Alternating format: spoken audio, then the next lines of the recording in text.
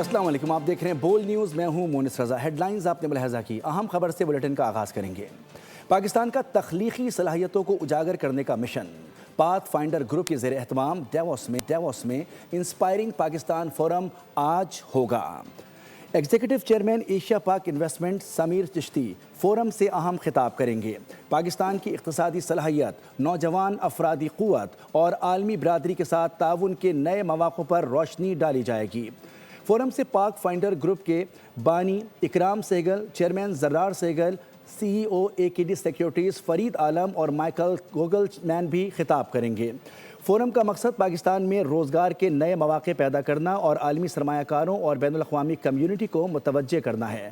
پاکستان ایک ابھرتی ہوئی معیشت ہے جہاں سرمایہ کاری اور کاروبار اور پائیدار ترقی کے وسیع امکانات موجود ہیں۔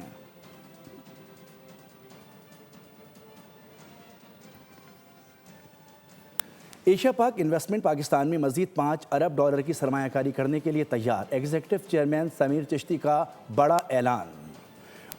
ورلڈ اکنامک فورم میں پاتھ فائنڈر گروپ کے زیر اہتمام پاکستانی پویلین میں تقریب منعقد ہوئی۔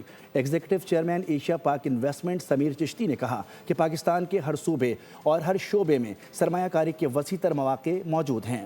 حکومت کے اصلاحاتی اقدامات کی بدولت پاکستان کی سرمایہ کاری کی فضا مسلسل بہتر ہو رہی ہے۔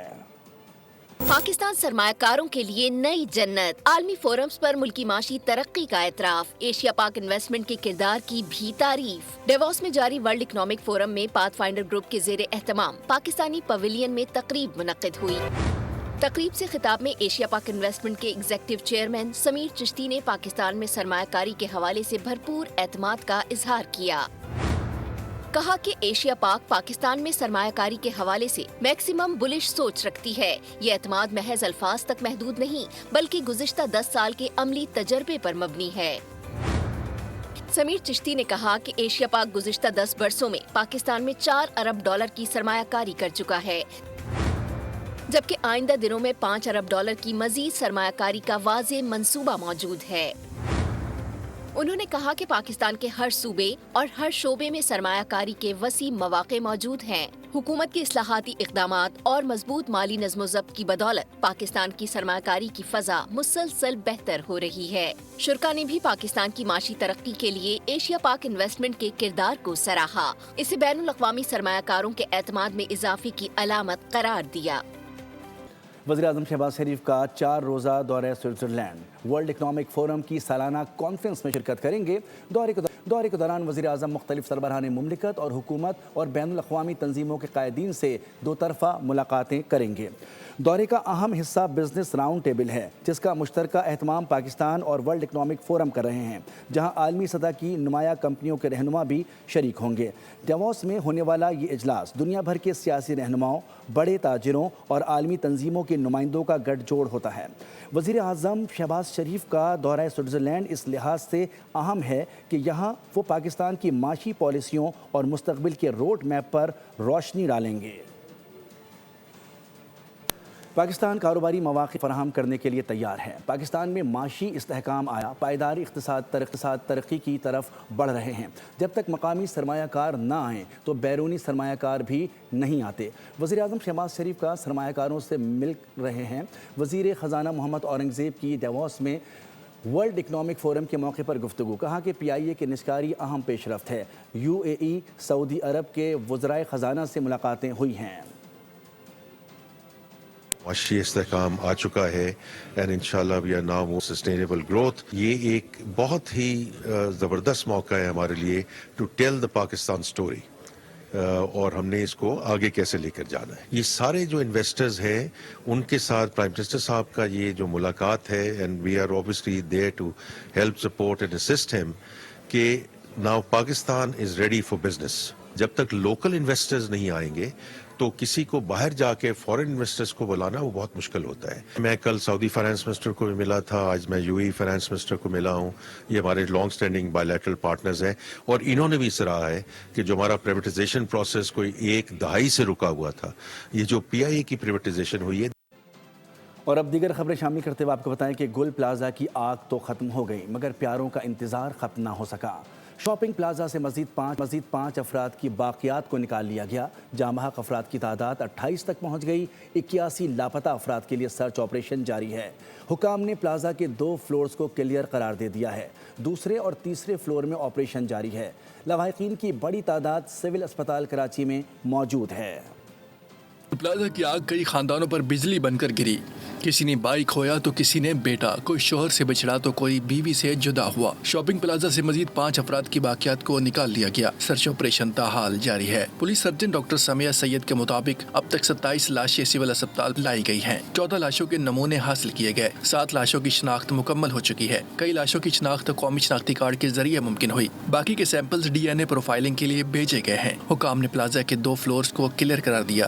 ڈپٹی کمشنر جاوید نبی خسرو نے بتایا ہے کہ دوسرے اور تیسرے فلور پر آپریشن جاری ہے. لاپتہ افراد کی تعداد 81 ہو گئی. ادھر لواحقین کی بڑی تعداد سول اسپتال کراچی میں موجود ہے. ریسکیو اداروں نے کہا کہ جب تک ملبہ مکمل طور پر صاف نہیں ہو جاتا سرچ آپریشن جاری رہے گا. وفاقی وزیر تجارت جام کمال بھی تاجروں سے اظہاری یکجہتی کے لیے گل پلازا پہنچے. امدادی کارروائیوں کے دوران ایک فائر فائٹر بے ہوش ہو گیا جسے فوری طور پر طبی امداد کے لیے اسپتال منتقل کیا گیا. گل پلازا میں ہولناک آتش زدگی نے کئی گھرانوں کی خوشیاں جلا کر راکھ کر دی. المناک واقعے میں ایک ہی خاندان کے 3 نوجوان لاپتہ ہیں.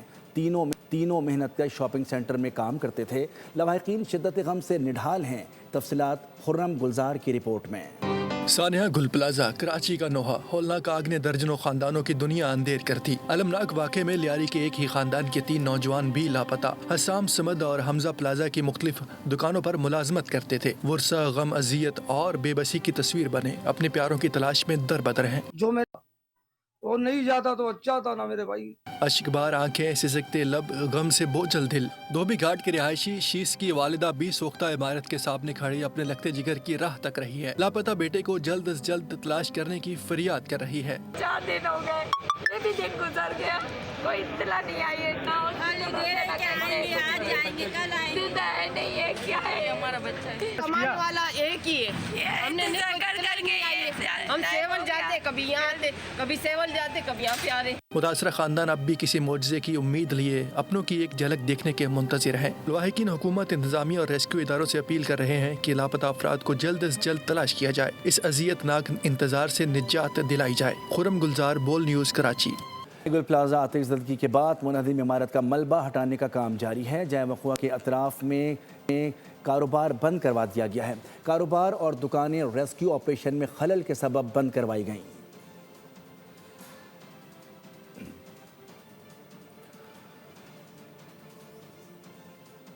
سندھ بلڈنگ کنٹرول اتھارٹی نے شہر بھر میں 3 روز میں فائر سیفٹی سسٹم نصب کرنے کا الٹیمیٹم دے دیا ہے.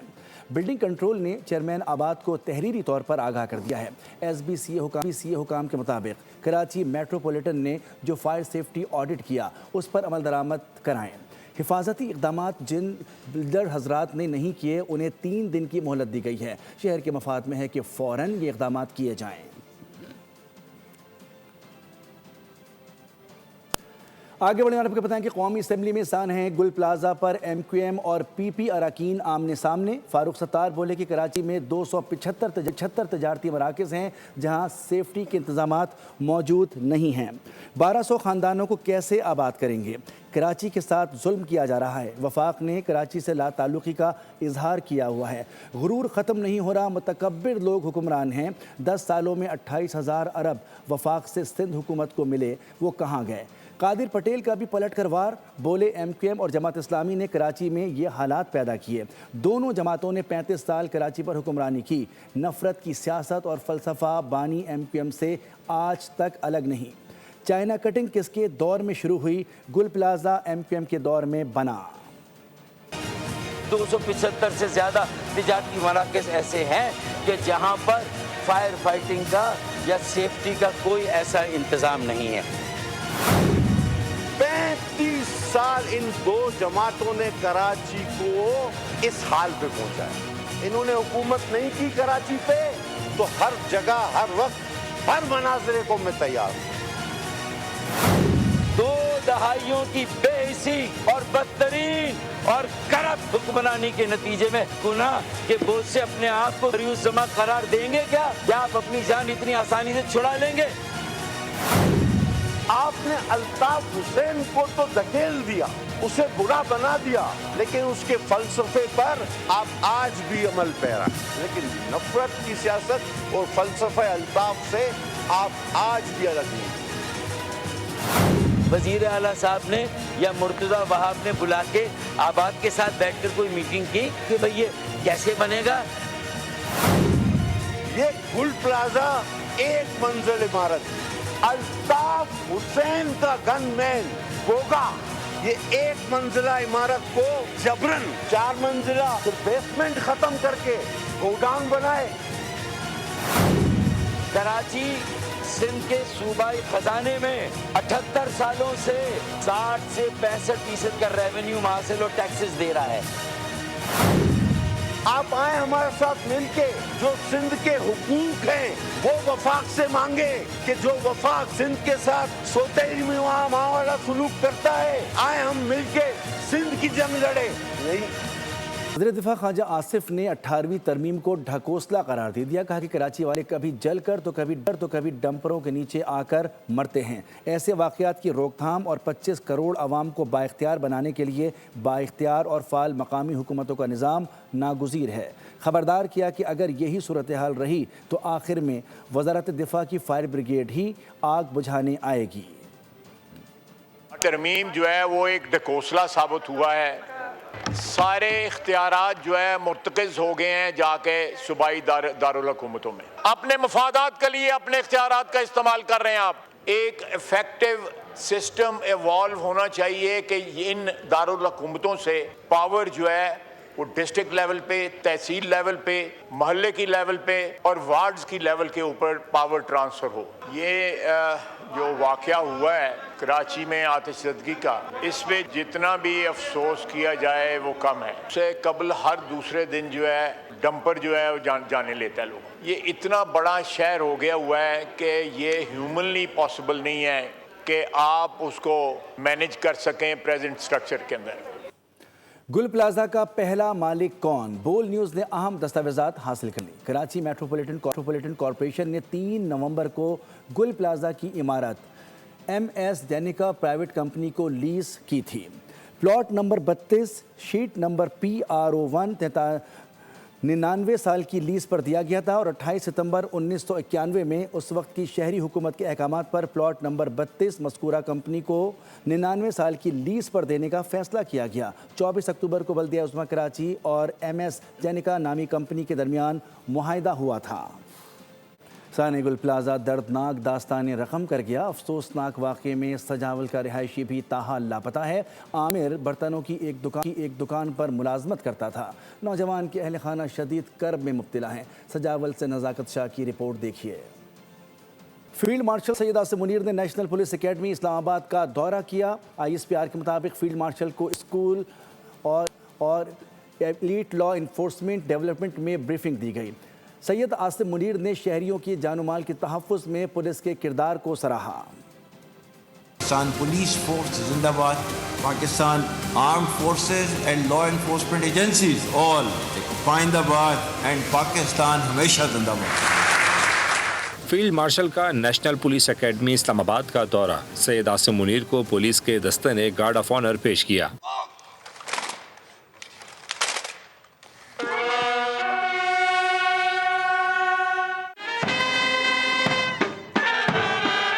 इस मौके पर वज़ीर दाखिला मोहसिन नकवी और वज़ीर मुमलिकत दाखिला तलाल चौधरी भी मौजूद थे। ISPR के मुताबिक फील्ड मार्शल को school for high impact elite law enforcement development और तरबियती प्रोग्रामों पर ब्रीफिंग दी गई। फील्ड मार्शल ने पुलिस सर्विस ऑफ पाकिस्तान के ऑफिसरों से भी मुलाकात की। फील्ड मार्शल ने दहशतगर्दी, जराइम और सिक्योरिटी चैलेंजेस के खिलाफ जद्दोजहद में पुलिस एहलकारों की कुर्बानियों को सराहा।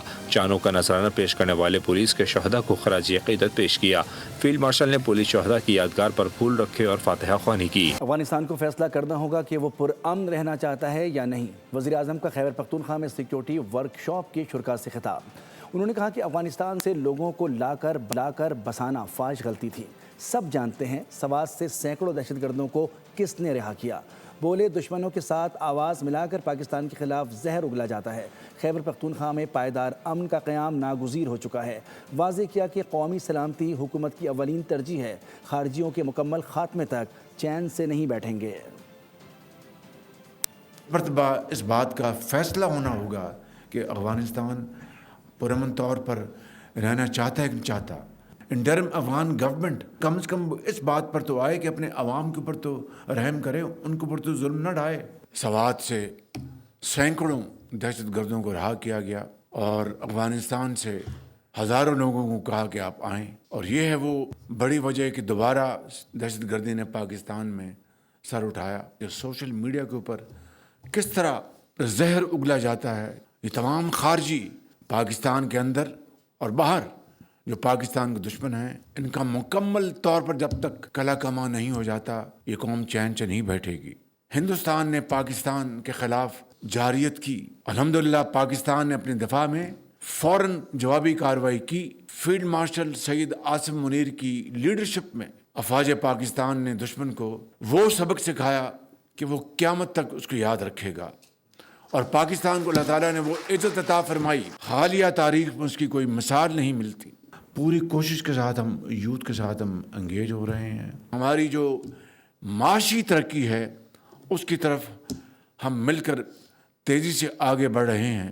پاکستان کی ترقی تبھی ہوگی کہ چاروں صوبے اس ترقی کی دوڑ میں برابر کے شریک ہوں. پنجاب بھر کی عمارتوں کے فائر سیفٹی سسٹم کا آڈٹ ہوگا. وزیر اعلیٰ مریم نواز کمشنرز اور ڈپٹی کمشنر سے خطاب میں ان کا کہنا تھا کہ پنجاب میں ترقیاتی منصوبوں پر اربوں روپے خرچ کیے جا رہے ہیں. ہر منصوبے میں بیوٹیفیکیشن پلان لازمی ہونا چاہیے. مین ہولز, اسٹریٹ لائٹس, سڑکوں پر خصوصی توجہ دی جائے. ترقیاتی منصوبوں میں گرین بیلٹس کا تحفظ یقینی بنانے کی ہدایت.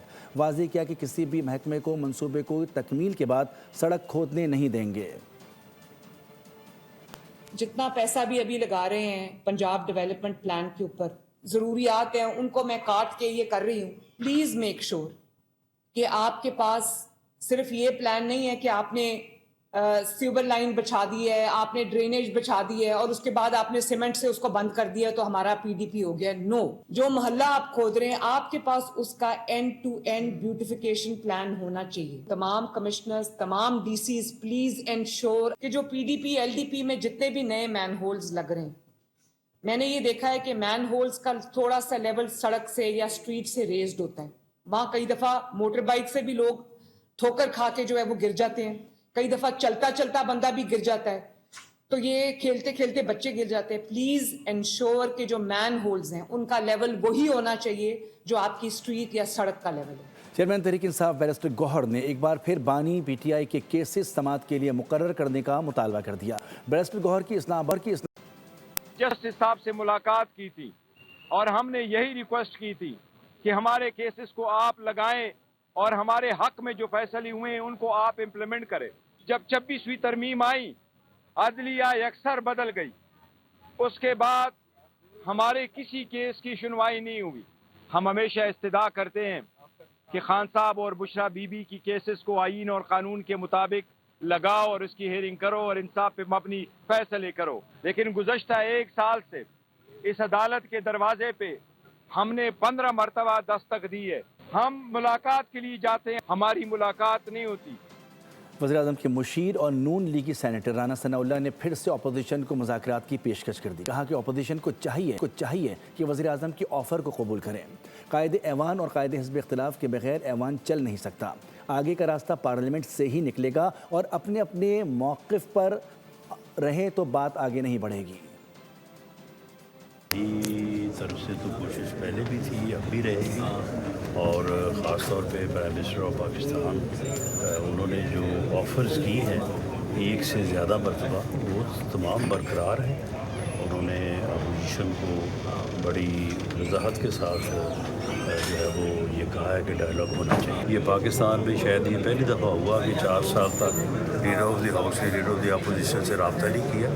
اس رابطے کے بغیر پارلیمانی جمہوری سسٹم جو ہے یہ چل نہیں سکتا. جن ملاقاتوں میں میں موجود رہا ہوں وہاں پہ تو انہوں نے شکریہ بھی ادا کیا ہے پرائم منسٹر صاحب کا کہ آپ ہمارا بڑا خیال رکھ رہے ہیں.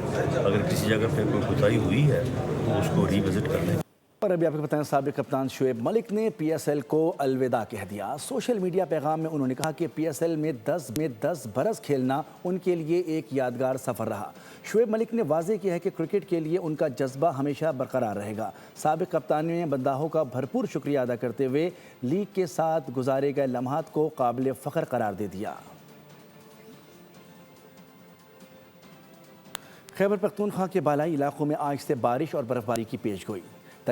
دریائے کابل اور ندی نالوں میں پانی کی سطح بڑھنے کا خدشہ. سوات، چترال، دیر، بنیر اور رنگاشلا سمیت مختلف اضلاع میں فلیش فلڈنگ کا خطرہ ہے. پی ڈی ایم اے نے الرٹ جاری کر دیا ہے. کراچی سمیت سندھ کے مختلف شہروں میں بھی جمعرات کو گرج چمک کے ساتھ بارش کا امکان ہے. فیڈرل فلڈ کمیشن نے دریائے کابل اور معاون ندی نالوں میں سیلاب اور فلش فلڈ کے خدشے کے پیش نظر الرٹ جاری کر دیا. 21 سے 24 جنوری کے دوران طاقتور مغربی سسٹم ملک کے بالائی علاقوں کو متاثر کرے گا، جس سے 22 اور 23 جنوری کو دریائے کابل میں پانی کے بہاؤ میں اضافہ متوقع ہے. خیبر پختونخوا اور کشمیر میں بارش اور برفباری کے باعث سوات، چترال، دیر، مالاکنڈ، مانسہرہ سمیت متعدد اضلاع میں خطرہ ہے. پی ڈی ایم اے اور ضلع انتظامیہ کو انسانی جانوں اور املاک کے تحفظ کے لیے پیشگی حفاظتی اقدامات کرنے اور متعلقہ اداروں کو ہنگامی تیاری مکمل رکھنے کی ہدایات جاری کی گئی ہیں. خبروں میں فی الوقت اتنا ہے. کسی بھی خبر کی تفصیل کے لیے آپ وزٹ کر سکتے ہیں ہماری ویب سائٹ bolnews.com. دیکھتے رہیے بول. سبسکرائب کریں اور بیل دبائیں تاکہ کوئی خبر رہ نہ جائے.